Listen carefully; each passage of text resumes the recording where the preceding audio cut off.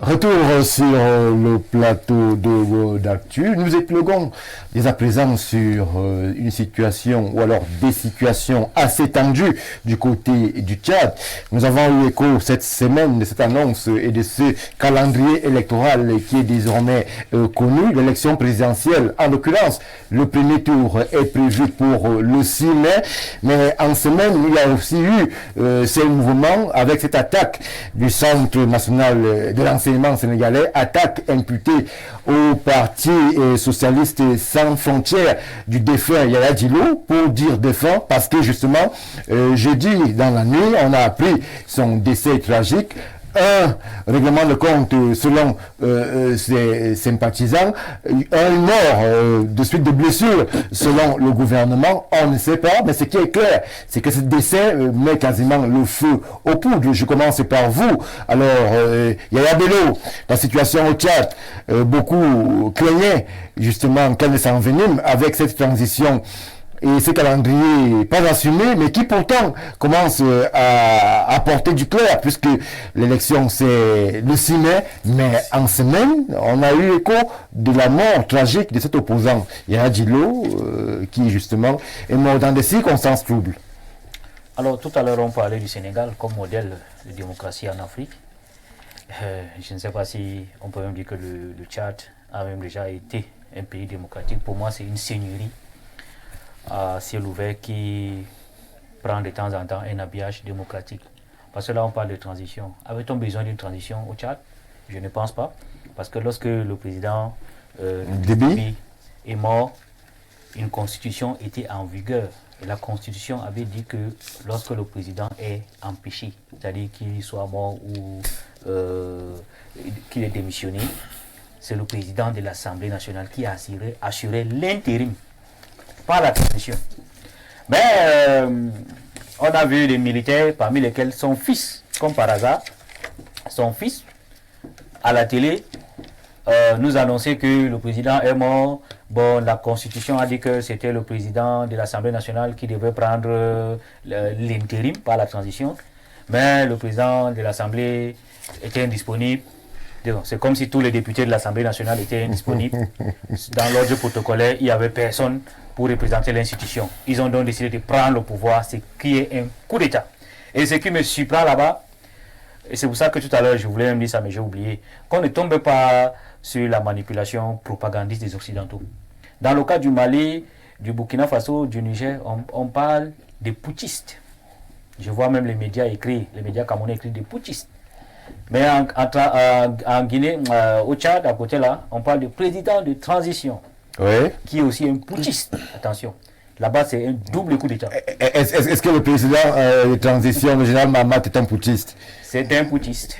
Il a pris le pouvoir en dehors de l'ordre constitutionnel. Les informations nous ont fait savoir que le président du Sénat a décliné l'offre. Le président de l'Assemblée a décliné l'offre. Il y a l'ordre protocolaire. De toutes les façons, c'était l'institution de l'Assemblée nationale qui devait assurer, je dis bien, l'intérim et non la transition. Donc, ils ont fait un coup d'État constitutionnel. Ils sont au même titre des putschistes que les autres. Maintenant, ils ont bricolé une transition, en fait, un dialogue national l'année passée ou surpassée, avec des tripatouillages, de la corruption. Ils sont allés au Qatar. Bref, on parle de l'assassinat d'un des principaux opposants. Oui. Parce qu'ils ont réussi à retourner l'autre. Succès, Masra. Qui est un ami de votre président, un ami de l'honorable Cabral Libi. Qui l'année passée, le 20 octobre, je crois, 2022, avait également essuyé une attaque de son QG où il a perdu plus de 200 militants et plus de 500 qui sont allés en prison. Lui, il a eu la chance qu'il n'a pas été abattu froidement comme un chien, comme Yaya Dilo. Donc, d'où vient-il que dans un pays de démocratie, entre guillemets, dans un pays qui dit être dans un processus de réconciliation, un opposant est pourchassé dans son QG. Des coups de feu, et je vous rappelle, ce sont des forces spéciales. Ce n'est pas la police, ce n'est pas la gendarmerie. C'est des forces spéciales parmi lesquelles la garde présidentielle. qui donne un assaut au QG d'un opposant qui est assassiné. Son QG a été démoli hier. Je vous assure, c'est du jamais vu.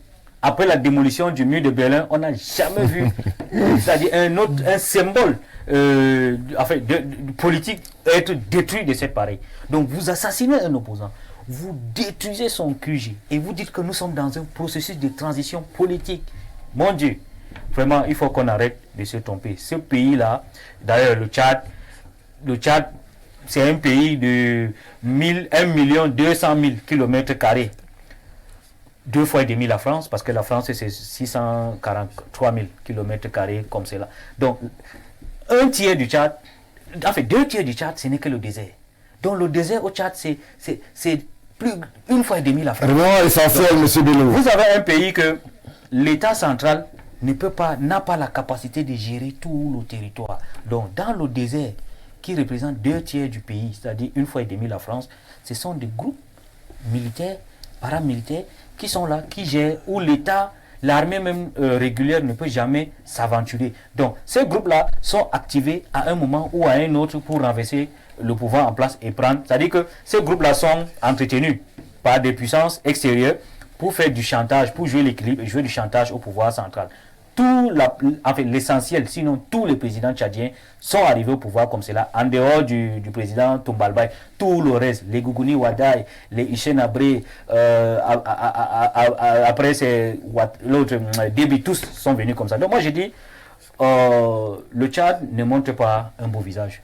On aurait pensé qu'avec l'avènement du jeune président tchadien, même si, actuel, Mahamat Déby, même s'il est mal arrivé, parce qu'il est arrivé par un coup d'État constitutionnel, on estimait que, surtout quand il a réussi à se faire rallier sur ses Masra, on se disait que bon, ce pays allait quand même moderniser et un peu démocratiser l'appareil d'État. Mais les événements de mercredi jusqu'à ce jour nous démontrent que nous sommes dans une seigneurie, bel et bien dans une seigneurie. Merci, et Yaya Bello. Professeur, là encore au Tchad, on a l'impression que justement, je ne vais pas revenir ou employer le même vocabulaire que M. Bello, mais qu'on est dans une forme d'escalade. Et il ne se passe plus de jours sans qu'on déplore de morts dans les rues de N'Djamena. On a l'impression que malgré l'arrivée de Success Masra à la primature, lui qui portait en lui, son idéologie, une certaine dynamique jeune au Tchad, il ne sera pas parvenu à modifier l'ADN du régime tchadien qui est essentiellement constitué de ces coups d'État, de ces coups de force, de quelquefois ces morts par soulèvement. Est-ce qu'on peut craindre justement un durcissement du régime malgré les efforts et cette annonce qui nous fait savoir que l'élection est prévue, le premier tour pour le 6 mai? Oui, le premier tour pour le 6 mai est un candidat qui est déjà dévoilé, c'est le président actuel. Le président de transition, Mahamat. Voilà, Mahamat Déby. Bon, c'est une situation qui est non seulement préoccupante, mais qui ne va pas pour embellir l'image de la démocratie africaine. Parce que tout est mis au Tchad au jour d'aujourd'hui pour que le président Mahamat Déby soit élu. Président. Pourquoi? Parce que les informations que j'ai eues, dans les lectures que j'ai faites, font savoir qu'il détient toutes les organisations qui vont s'intéresser à l'élection, c'est-à-dire la cellule qui organise les élections, c'est lui qui nomme. C'est différent ailleurs? Le constitutionnel, c'est lui qui nomme. Professeur, c'est différent ailleurs? La batterie est mise en place et son succès est presque un acquis. C'est très très difficile, c'est très très malheureux parce que quand on sait que le peuple tchadien vit dans une souffrance inimaginable, parce que j'ai la chance d'avoir beaucoup d'étudiants que je dirige en doctorat et en master qui sont d'origine tchadienne. Oui. Et nous discutons beaucoup plus de ces causes-là parfois quand nous avons des petits moments de pause. Bon, je suis un peu déçu parce que j'ai toujours pensé qu'il y a un concept que nous employons et nous ne lui donnons pas un contenu suffisamment puissant pour que, en temps opportun, qu'il nous lâche la transition. Quand on dit transition, ça veut dire qu'on va quitter d'un État pour un autre. Alors moi, je pensais que le président Mahamat devait quand même organiser les élections et ne pas se présenter. Le simple fait de s'être présenté, pour moi, c'est un problème. J'aurais bien voulu, et je le souhaite toujours, j'aurais bien voulu, et je le souhaite qu'on ait des vrais leaders politiques en Afrique. Ceux-là qui vont lutter pour les causes... Le président Mahamat, c'était un militaire, c'est pas un politique de formation. Même s'il n'est pas politique de formation, il pouvait peut-être apporter plus de puissance à ce que son père a fait, être un peu plus loyal, être un peu plus démocrate et se fixer des bases démocratiques dans le sens de faire des élections purement transparentes. Parce que ce qui manque au Tchad depuis très très longtemps, c'est que les Tchadiens ont l'impression de ne pas avoir à la tête du pays les personnes qu'ils souhaitent. Et à un moment donné, c'est ça qui fait le déphasage. Et la réalité, c'est qu'on a l'impression que c'est ceux qui les dirigent ne servent pas leur cause. Parce que, tenez-vous tranquille, les populations tchadiennes sont vraiment en permanence dans une situation de précarité qui est connue. C'est différent ailleurs? Si ce n'est pas différent ailleurs, dans la réalité, c'est que nous parlons du cas du Tchad. Oui. Le cas du Tchad peut être vu ailleurs, mais pour le moment, nous sommes au Tchad. Et ce qu'a fait le Premier ministre actuel, Succès Masra, même pas dessus. C'est vrai qu'il y a eu des compromis, il y a eu des accords entre eux. Question de, quand il y avait des tensions, il fallait peut-être ramener les gens à croire qu'ils peuvent s'asseoir et discuter en commun accord pour le bien-être des Tchadiens. Mais ce qui se passe aujourd'hui, c'est qu'on a affaire à une situation qui est acquise à la cause de Mahamat Déby, et ça me gêne parce que les Tchadiens n'auront pas la possibilité de mettre à la place de l'État. Et là, dans la réalité, c'est quoi? C'est que chaque fois qu'un président sait qui n'a pas été élu, même que son élection est contestée par le peuple, je vous rassure d'une chose qui est vraie, il ne travaille pas, il ne mouille pas le maillot pour servir les causes de l'État ou des populations. Et malheureusement, ça pourrait être le cas. S'il savait que Mahamat se présente et qu'il a déjà la batterie en sa faveur et que son opposant principal sera Masra Succès, dont la simple présence dans le gouvernement actuel est en train de lui retirer... Oui, il a perdu en crédibilité. Il perd en autorité, il perd en crédibilité. Et le retour, le karma, comme on dit au Cameroun, c'est que beaucoup de personnes vont le faire ce qu'on appelle un vote sanction. Merci, professeur. Thomas Noir, oui. Une minute, le temps que je balaye cette contribution qui nous vient de France. Et aucun des pays africains n'a jamais été démocratique et ils n'en sont même pas une parodie. C'est une sous-région sanctuaire de géronto-kleptocrates indéboulonnables.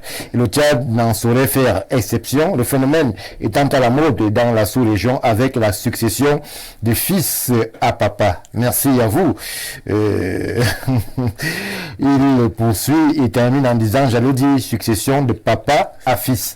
Alors, Thomas Noir, oui. Au Tchad, nous sommes là dans la succession de papa à fils. Ce n'est pas un secret. Mahamat remplace son père. Oui. Mais est-ce qu'on pouvait faire autrement? Est-ce qu'on pouvait s'épargner ces milliers de morts dans les rues de N'Djamena lorsque l'on sait justement qu'il pouvait organiser une élection, redevenir un civil, appeler toute la classe politique à cette élection-là et peut-être battre et gagner, puisque le MPS, le parti de Feu Déby, qui le présente aujourd'hui comme candidat, est totalement assis. Est-ce qu'il pouvait faire autrement, Mahamat? Il pouvait faire autrement, Stéphane. C'est qu'il y a ce qu'on appelle en philosophie politique, j'aime beaucoup la philosophie politique, l'instinct grégaire. L'instinct grégaire, c'est quoi? Quand vous accédez au pouvoir, vous avez tendance à y demeurer éternellement. C'est ça qu'on appelle l'instinct grégaire. Et c'est justement ce qu'on observe au Tchad. Écoutez, depuis la mort du grand maréchal, j'aime le maréchal, depuis la mort du grand maréchal, le 20 avril 2021, le Tchad fait face à de nombreuses crises politiques, économiques, de nombreux défis sécuritaires, notamment avec le Sahel et les terroristes. Le Tchad ne s'en remet pas. Et cerise sur le gâteau, l'assassinat de Yaya à 10 mois de la présidence. C'est un signe qui n'est pas trompeur. C'est dire, il me semble, que le président du CNT, du Conseil national de transition, est en train de dérouler, là, me semble-t-il, le tapis rouge, parce que, à en croire à certains analystes africains, est en train de dérouler le tapis rouge à lui-même. Comme l'a dit, si bien dit mon copanéliste, la nomination de 1er janvier de succès est une preuve qu'il est en train de phagocyter les candidats qui pouvaient... Vous dites phagocyter, mais est-ce que Succès Masra a été obligé d'accepter? Justement, il est tombé dans la part, il est tombé dans la proposition. Donc, le seul candidat aujourd'hui qui pouvait faire face à Mahamat Idriss Déby, c'est Yaya. C'est Yaya, mais il a été tué. On soupçonne Yaya. Bon, le gouvernement s'est dédouané. Ils ont dit, c'est pas nous, on ne connaît pas. Mais écoutez, on a soupçonné Yaya d'infiltrer les services de renseignement. On a soupçonné Yaya d'avoir porté atteinte à la sécurité de l'État. Donc, la mort de Yaya est un signe, est une preuve il me semble que c'est un règlement de compte. Mais est-ce qu'il a fallu soustraire Yaya de cette course politique? Je n'en sais rien. Ce qui est important ici, c'est que les Tchadiens ont désormais leur destin en face. Merci Thomas Noir. On prend rapidement ces réactions qui nous parviennent à l'instant. Bonsoir le plateau. Le Tchad est un pays démocratique sur le papier. Je suis d'accord avec le monsieur Ngandoura Blanche. Cette situation me rend de même perplexe. Je n'arrive pas à comprendre pourquoi le président de l'Assemblée nationale a refusé, parce qu'il n'était pas indisponible et il avait la possibilité de le faire. Le pays est en période de crise, franchement. Merci pour la contribution. Le président Mahamat est un guerrier et il connaît les réalités du terrain. Ce qui dit à installer, ne vous attendez pas à une transition politique au Tchad. Anissa Etoua a réagi depuis Maroua, c'est dans l'extrême nord du Cameroun. On prend d'autres contributions. Dès l'instant que le président Macron a dit lors des obsèques de Libye Père que la France ne va pas laisser quelqu'un toucher au Tchad, j'ai compris que ce pays était mal parti. Mahamat est le candidat de la France, donc ceux qui vont faire face à ce général mourront. C'est triste. Merci pour la contribution. Attention, l'instinct grégaire est plutôt le fait pour un groupe humain de vivre ensemble et à s'unir. L'instinct grégaire pouvoiriste. J'ajoute pouvoiriste. Merci pour la contribution. Pouvoiriste. Achille et Eric encore, il nous reste très peu de temps. En 2 minutes, à quoi est-ce qu'il faudrait s'attendre au Tchad? Alors que l'on sait que le principal leader de l'opposition est mort, l'armée est quasiment dans la rue. Succès Masra a rejoint le gouvernement en compagnie de Saleh Kisbabo, autrefois opposant aussi. À quoi est-ce qu'on devrait s'attendre en 2 minutes? En 2 minutes, il faut tout simplement s'attendre à ce que l'histoire du Tchad se répète. Depuis les indépendances en 1960, le Tchad est allé de conflit, de guerre civile en guerre civile et de coup d'État en coup d'État. L'actuel président du Conseil de transition a raté de rentrer dans l'histoire.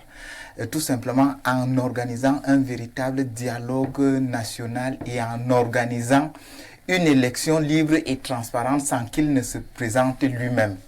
Mais malheureusement, comme c'est une famille qui a gouverné et il a d'ailleurs hérité dans sa transition d'un Tchad suffisamment fragilisé du point de vue économique, du point de vue politique, du point de vue social, il ne peut donc se battre pour que les intérêts de ce groupe qui gouverne soient maintenus. Mais comme nous savons déjà qu'il va sans doute gagner l'élection, il a des défis économiques, des défis diplomatiques, des défis sécuritaires. Et certainement aussi continuer dans la lancée historique, celle d'écraser tous les opposants, parce que c'est pas aujourd'hui que ça a commencé, mais davantage aussi de réconcilier même le peuple tchadien. Merci. Il y a des guerres, quand vous prenez le nord, le sud de la Libye, c'est des conflits avec. Donc on souhaite tout simplement beaucoup de courage au peuple tchadien de manière globale. Bonsoir le panel. Le président Mahamat du Tchad est Goran de père et mère. Feu Idriss Déby Itno était Zagawa. bonne conclusion. Merci pour les précisions. Très chers panélistes constitués. Alors, cette préoccupation avait déjà été relayée. Merci pour les différentes contributions. Nous sommes arrivés au terme de cette édition de World Actu. Nous étions au Tchad, nous étions au Sénégal, nous avons épilogué sur la CEDEAO. Mesdames, Messieurs, merci d'avoir regardé, mais restez fidèles au programme d'Info TV qui se poursuit. C'est le journal, le 20h, version bilingue qui se présente justement lorsque c'est la 20h à Yaoundé au Cameroun. Une affaire de Alida Nkunvondo et de Lénis Diolé pour la version langue de Shakespeare. Mesdames, Messieurs, quant à nous, retrouvons-nous sur les mêmes antennes avec le même plaisir. Excellente continuation de week-end.